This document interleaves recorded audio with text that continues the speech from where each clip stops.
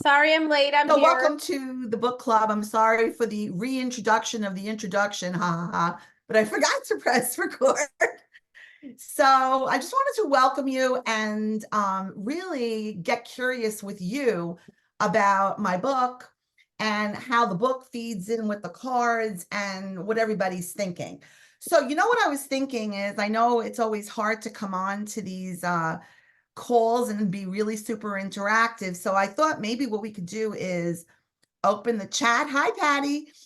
And I have 45 chapters in my book. And what I thought we could do is, I wasn't going to pick the chapter. I was going to let you guys tell me what chapter you wanted to talk about. And if you don't know, because like you read the book 100 years ago, or Patty's saying three. Okay. So far we got a three. Does anybody else second the number three, or no one cares? I'll just go straight to chapter three. Is everybody okay with that? Chapter three? Nancy's saying yes, and Amy's not saying anything. So I'm going to go with Sure. chapter three. So excuse the ugly glasses there. Is that Mabel, Nancy? I see name Mabel. No? Oh, it's Gigs. Hi, Gigs. Lots of pet furry friends in this situation. All right. So chapter three is Permission Comes Within. So I'm going to turn to chapter three and give you, and before I even look at the chapter, I just want to give you a little bit of background to this. So I guess the reason why I decided to even call it this is because there were so many times that I kept on looking for permission from outside of myself. I was one of those like good girls, growing up, always doing the right thing in my house, thinking that if I did the right thing, then, I don't know, like everything would go in my favor. How many of us were like that when we were growing up, just didn't want to have any bumps in the road? But I quickly learned it really didn't matter. Honestly speaking, there was always like some bump along the way, and it really didn't matter. And the thing that ended up happening was um, I didn't get to actually express what I was thinking, and instead was always relying on everybody else's opinion, everybody else's thoughts, everybody else's viewpoint on it. And I know, like, politely, I was brought up in a European household. So it was always like respect your elders. And I don't know if anybody else can relate to this over here, but when you're sort of taught that, you ignore your own instincts, which is not really great when you're a teenager, because so many times when you're a teenager, you don't even know what they are. You don't know what your instincts are. Besides choosing between like pretzels or popcorn for a dessert, really, how many choices was I actually making? But as I got older, more into my teen years, the choices became more prevalent, even with like who you're hanging out with and who, like what shirt you should wear, important things, like that. And like how you wanted to cut your hair. Like I remember one time I went to go get my hair cut, and my father was telling me that I didn't get my money's worth because he didn't chop enough of my hair off. Like things like that, like nonsense like that. And like I started realizing that maybe listening to everything that they were saying wasn't really the way to go, and that I had to start listening to myself. But the problem was is the more I listened to myself, it created a lot of friction in my house, which again was the thing that I wanted to try and avoid. But you know what I found looking back now? The thing that you actually try and avoid the most is usually the thing that right in your face. So if you're trying to avoid conflict, well, hello, conflict. It's like right there. And the reason is because it's in the back of your mind. You're actually holding on to that energy in the back of your mind. Now, of course, I didn't know anything about any of this then, but even now, I get these like twinges. I'm in the middle of re-editing my first novel. And the more I think about not doing it, the more I get myself reasons for why I shouldn't be doing it. And then the more guilt I feel like for not doing it. And it goes around in a circle. So the more you allow yourself to get into that spin, you sort of are stuck. It's like being in a tornado vortex. You sort of get tossed around. Yes, Patty has something to say. No, but I have a question. I can't hear you. Oh, I'm sorry. Hold on. Muted. Please hold. I don't know why I Hold can't hear on. you. I don't know either. I can hear you. Can you hear me? Yeah, I can hear you. Can you hear me? Oh.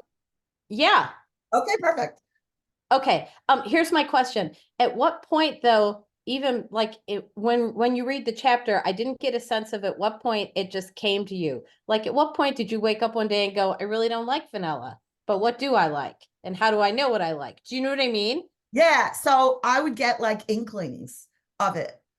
You know, like I would go out with my parents to a restaurant or something like that, and my father would decide to order the dessert for the table, and he would like order like pistachio ice cream, and then it would come, and I would look at it, and I would, you know, and I would find myself not wanting to eat it, or he would order like the food even, and those weren't the food choices that I wanted, you know. And it was one time I remember going out with my friends to the village, and the menu was given to me, which by the way, I never got the menu.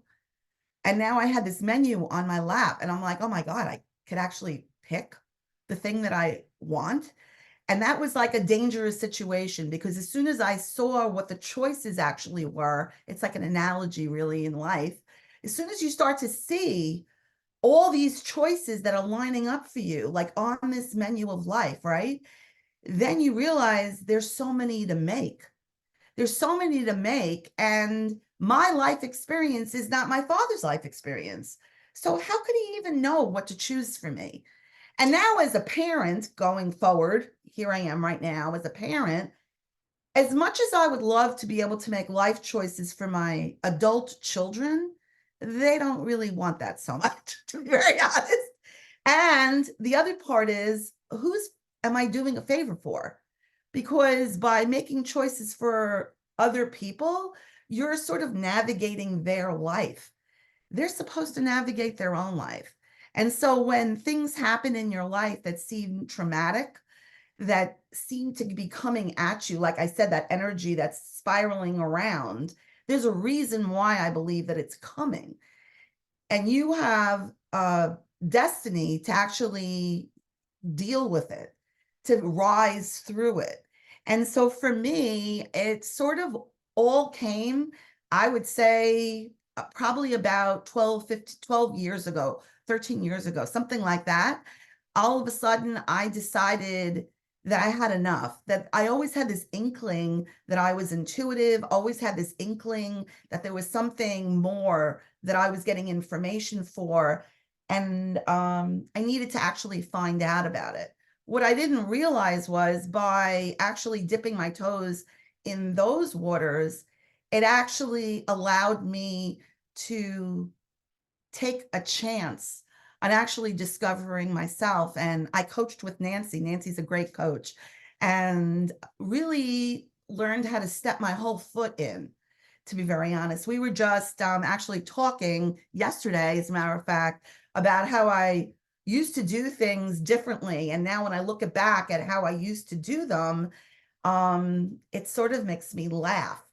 And so in talking about this whole idea that permission comes within, I want to try something with everybody. If you hold your left hand out and you think of something that used to be a problem, a sore spot for you, that always, when it happened or when it came around, always made you feel bad, made you feel badly. And so think about that in your left hand. Whatever that is, you don't have to share what it is. Okay.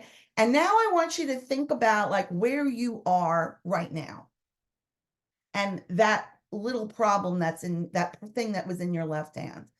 And you feel that separation between where you are now and that problem that was a trigger for you in your left hand. The interesting thing is that problem still comes up, but the neutrality of your reaction to that problem, my guess, has been diminished. And it doesn't feel so ripe anymore, right? So now here you are in this now position where we are right now in this now moment. And I want you to take your right hand, and that's the future. And if you can imagine yourself taking that problem from the past to where you actually are right now and sending it off to the future, you could almost feel like it's dissipating, like going through your fingers, that you even wonder how that even could have been something that was troubling to you, you know? But when you give yourself that permission to trust what you know and believe in what you know, you have that power within you to be able to move from here to here. And it's all within you. You know, lots of times we think we have to do all these like magical things, but it's just understanding and actually owning that power that you have within yourself, and that power, that grace.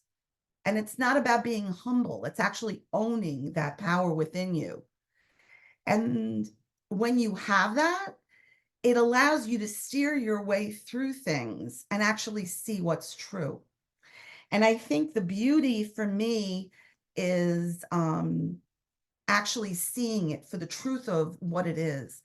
And it's interesting when I look at this, the first thing that I saw down on chapter 3 is about death. And it's not a topic that people talk about a lot. But for me, I always felt that there was so much fear around death. And it's interesting.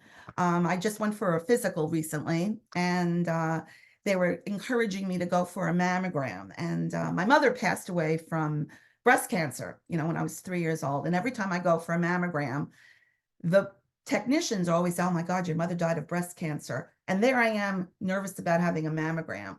And I just don't want them talking about it. And I mentioned this to my doctor, and she's just like, "Well, they feel bad." And I'm like, "But it isn't really about them."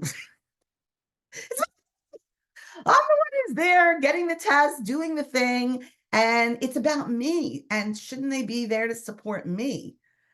And I just think that the world sometimes is so egocentric, like what they need to do, why they're doing their job, because they want to create value, they want to be service. But the people that are wanting to do the service are servicing a human, another person who has their own ego, their own agenda, their own thing. And when you're actually in a professional space, you have to let go of your ego in that moment and actually be there for that other person. And if you can't, well, maybe you're not in the right job, because in that moment, when that person's coming to you, you have to be able to listen. And you might be saying, like, you know, if you're listening back to this, like, why am I even talking about this? Because this listening component, this being able to actually tune in and hear, breaks down into communication barriers, breaks down into relationships, and it breaks down into our communication with our own intuition. If we don't actually believe that our intuition communicates with us, then what are we listening to? What are we actually tuning into? It all sounds like psychobabble. You know, it doesn't sound like a real entity. And I'm not really trying to convince anybody that it's real or that it's not real. It's really more about acknowledging what I know for sure. And if you're on the fence about it, that's fine, because I think being on the fence means you're actually considering that it's a possibility. Yep, Patty. Okay, sorry, I have a lot of questions. I really I'm thought about glad. this chapter before I showed up. Um, so if you have somebody that you're following, you know how you have people who follow speakers or leaders or whatever, and they become like a guru to them. Does Yes. that on some level shut down that person's intuition or shut down their ability because now they're sucked into somebody else's mindset? Do you know what I mean? Oh Like, my how God, does this is a that? great question. I want to understand it because that's what the chapter left me with. That's what I was stuck with. Yeah, you know, and it's funny because I'm just going to read something from the channel from this chapter, because I think it's so on point with what you're saying. See it in your own eyes. Stop waiting to see it through another's. I believe you are looking to see it all within you. Your endless love, your endless connection is here for you to recognize. And when I see that saying, that wisdom, it's about being able to identify what you believe. But there also is this other part. Remember that vortex I was talking about before? There's something that's drawing you to that group. And I myself have been in many groups and then stopped those groups when they no longer served me. And if you're in the right group, when they no longer serve you, you just move on. It's like the difference between having a good breakup with a guy and a bad breakup with a guy. If you're in any kind of a relationship, a good breakup and a bad breakup. A good breakup, it's painful, it's not so great, but like everybody leaves and they feel like it's like complete, right? But a bad breakup is like sore. And when you have a bad breakup with somebody, it's usually because there's pieces that are unresolved within yourself. And I think the reason why you were drawn to that, it wasn't so clear to you. I mean, I don't think most of us know why we're drawn to certain things. Like, you watch sometimes you get a craving for like a really bad movie, like a tear jerker, and you don't even know how come you want to watch it, right? And then you watch it and you've seen it like 10 times before. And this time you're like really crying. And I think when that happens for me, it's because I wanted that release, because that crying is all about releasing the emotion. And sometimes it's hard to anchor into that spot of ourselves that wants that release. And that movie hits that spot for us, which is why we're crying, right? So when you join a group, there's something within that group that ignited something within you that you wanted to explore. And the thing about it is that when that group no longer serves its function for you, because you've moved past the group, or perhaps you see something within the group that doesn't seem authentic anymore, that doesn't seem like it's speaking to who you are anymore, you lose faith in it. The mask is off. Like in the Wizard of Oz, when they see behind and they see the guy with the flashing lights in the Wizard of Oz, and then you realize he's just like that man. He's really not such like a big entity. The thing is that all of us reach a point in time when we speak to people in our lives that we think are really important, and their mask becomes like see-through almost. Like you could see right through it. There's transparency through that mask. And then the validity of what they're saying, it just isn't there anymore. Hi. And so when it's not there anymore, the content of what they're saying and the ability to listen, really listen, doesn't feel valid. It just doesn't feel valid. Does this make sense? Yeah. So in here, when I talk about a message for your pain, the reason why I constructed the chapters this way was I felt like I wanted to give you like information from my life to explain the situation, but I also wanted it to go towards you so that it could be healing for you, because I really feel like if it's happening to me, it's probably happening to a whole bunch of other people, and I felt like the channel brought out that information even more, but sometimes it's hard to understand the channel. Can you unsee it? Is that what you're asking me, Amy? No, you can't unsee it. Oh, Once no, you you see can't unsee it. Once you I see the can't mask unsee coming it. off, you're done. You're done. It's basically, that's it, folks. See you later. Because you don't have the ability to see them the way you saw them before. And not only that, you start to question yourself. This was something that I did a lot. I had a very bad relationship with my stepmother, and it really affected my ability to trust, and especially women. And my ability to trust women and really show them who I actually was. And for a long time, I think I just didn't. It was easier for me to be agreeable. It was easier for me to just go along with everything than to actually state an opinion, because that never really went so well for me. And once you start stating your opinion, then people start having opinions about your opinion. You're picky, you're this, you're that, you're the other thing. Meantime, when you had no opinion, they complained about that too. You never have an opinion. You never tell me what you're thinking. I wish you would just tell me what you're thinking. Then you tell them what you're thinking, and they don't want to know what you're thinking. So like make up your mind, right? But the truth is that it's for us to make. It's for us to decide.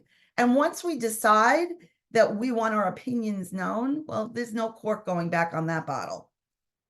You just can't. You can't put the cork back on. That's it. Because now you understand how important your opinion is. And it doesn't matter if people agree with it or not, because it just feels so cleansing to be able to actually say what you want to say. And it's funny, but I don't know how many people here agree, but when people disagree with me, it almost is illuminating to me because the whole world can't agree with you. So it's almost more interesting when somebody doesn't actually feel the same way as me. If they have a difference of opinion, even slightly, I know a lot of things when that happens. First of all, I know you're listening to me. And the second thing I know is I know more about you. How could you agree with everything I think about? It's impossible. So, I mean, my flags go up anyway. I mean, you know, I'm intuitive, you know this all. But when somebody starts to do this, your flags really, the red light goes off, everything's the sirens, everything, because you're like, it's impossible. You know, so I don't know. I feel like does that answer your question? Yeah. So I think the affirmation for this chapter is I give myself permission. And what I love about that is you're actually allowing yourself and acknowledging yourself in this process. Here's something I didn't know. When you have a sense of intuition, when you believe in something, bye Amy, bye Ashley. When you have a sense of something that you believe in, right? Acknowledging the gift of it to your guides, even if you don't know their names, gives them the sense that you are acknowledging the guides and everything they're giving you. And so when we do that, we're sort of saying to them, yes, and we want more. And they want to continue to give you more, because the more you acknowledge them, the more they want to give. So I'm going to look over here at number 3. The cool thing about the book and the cards is they all go together. So this is the card for chapter 3 with the key.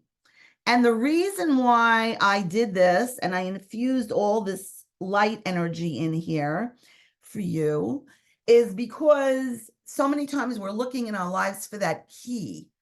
And we feel like if we could just unlock that door, we could understand our purpose, our destiny, and all of those things. They really do lie within us, but allowing yourself the knowledge that there is a key to you, to your own being, actually is the beginning part of being able to trust and understand your intuition. Just acknowledging that there is one. And it allows you to create a space where you're allowing more information in.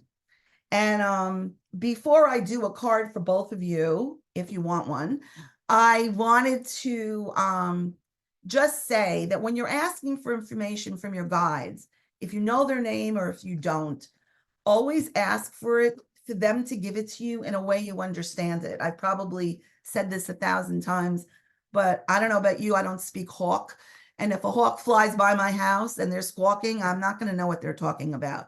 So I always ask for things to come to me in a way I understand it. And another little trick, if you're sleeping not so well, ask them to only give you the information you really need to know. Otherwise, you know, oh, I see Nancy has to go. So let me get her a card before she goes. I'll do it in 2 seconds. Hang on, Nancy, here we go. Oh, I love this card. So this is the card for you. And the beauty about this card, the gnome, is the gnome has always has this like intrinsic energy from the earth that it brings up to fruition. And this is really just an acknowledgement to you of all the seeds that you're planting and the ability to actually watch them like the tree grow from the earth and arise, and know that those sparks and that energy is around you, and to keep moving forward with that energy. So that's for Nancy. And I'll pull one for Patty. I know you got to go, Nancy. Thank you so much for joining me. And here comes a card for Patty. Oh, wow. Patty got this card. And I love this card for you, Patty, because it's all about flexibility and understanding you being flexible. And that ability to be flexible allows you to move in and out of things with grace. And also power, you know? So I really want to thank you for coming on here today. I hope I answered some of your questions. Yeah. I'm going to say goodbye now. Just one second.